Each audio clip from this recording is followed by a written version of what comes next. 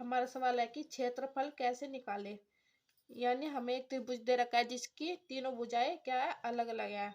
यानी कौन सा त्रिभुज है ये, विषम बाहु त्रिभुज।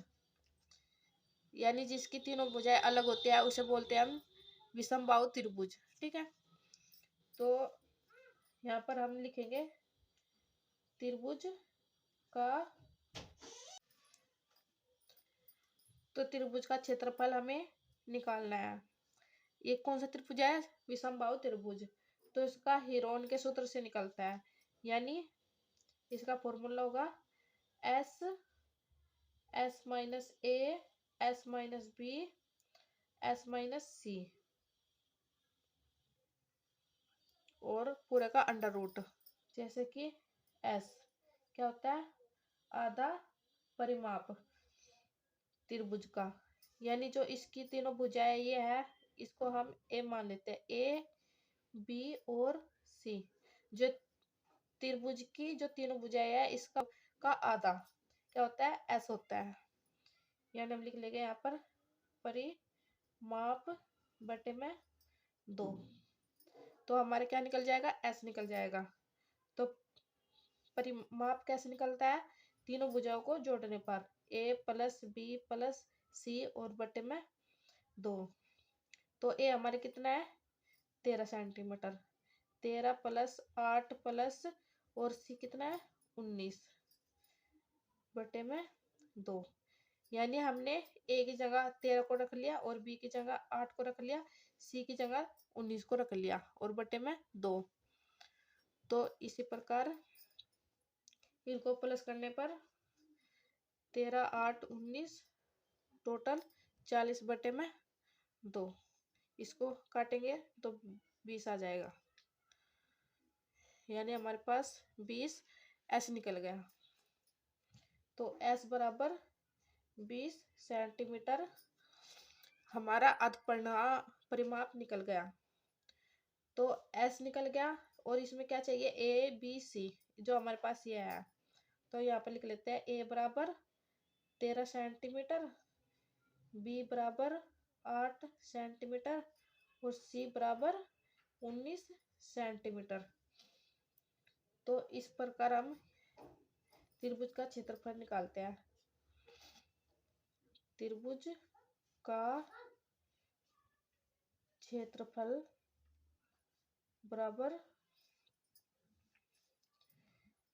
S S minus A S minus B और एस माइनस सी।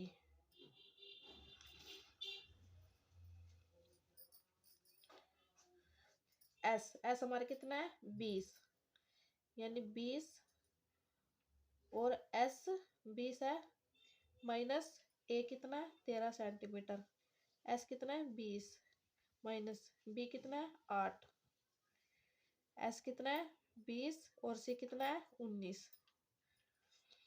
और पूरे का अंडर रूट। अब क्या लग रहा है, इनकी क्या लग रहा है, सेंटीमीटर लग रहा है। इसके साथ भी, इसके साथ भी, इसके साथ भी और इसके साथ भी। यानी टोटल कितने हो गए, 4 सेंटीमीटर हो गए। तो हम यहाँ पर लिख लेते हैं सेंटीमीटर की पावर 4।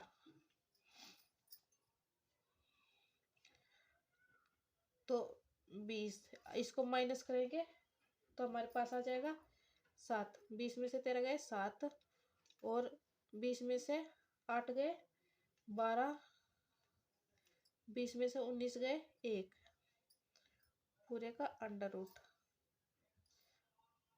सेंटीमीटर 4। और अब हम इसको क्या कर लेंगे, जो ब्रैकेट है ये, इसका मतलब होता है गुणा। तो हम यहाँ पर इसको गुणा कर लेते हैं। जैसे कि 20 गुणा 7 गुणा 12 गुणा 1 सेंटीमीटर 4। तो इसको गुणा करने पर हमारे पास आ गया 1680 पूरे का अंडर रूट। तो ये जो सेंटीमीटर की घात 4 है ना, तो 12 आकर रूट से क्या हो जाएगी, सेंटीमीटर वर्गमूल बन जाएगा इसका। यानी 2 दूनी 4 होता है जो, तो 2 से 2 कट जाएगा, ये सेंटीमीटर की पावर 2 कट जाएगी और 2 बच जाएगी रूट से बाहर निकलने पर। और अगर हम इसका जो रूट से बाहर निकालते हैं तो क्या होता है, 40.98 हमारा आंसर आता है। यानी लगभग किसके बराबर आता है, देखो इसमें 2 की कमी है, यानी लगभग 41 सेंटीमीटर वर्ग आता है। ये हमारा आंसर आ गया। हम ये भी लिख सकते हैं 40.98, ये हमारा आंसर हो गया।